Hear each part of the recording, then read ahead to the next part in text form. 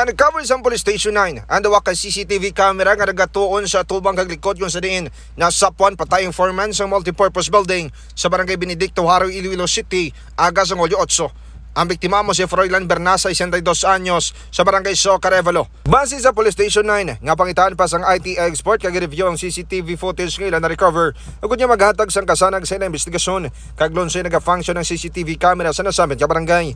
Ginpayag padring nga tub-tub subong wala pa sang witness kag nagtuwao ko nagpadulong sa ila estasyon kag base sa investigasyon sa pulis sa lugar, wala sa may nakabatsa kag wala sang struggle sa bahin sa biktima. Dugang pang nakapirma na ang himata sa biktima para sa imuon nga autopsy examination.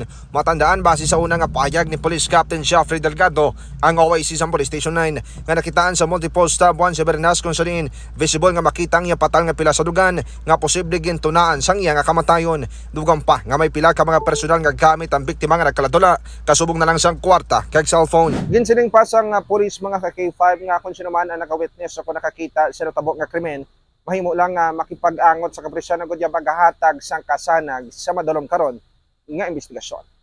Balita nagikan sa Distrito Sangaro.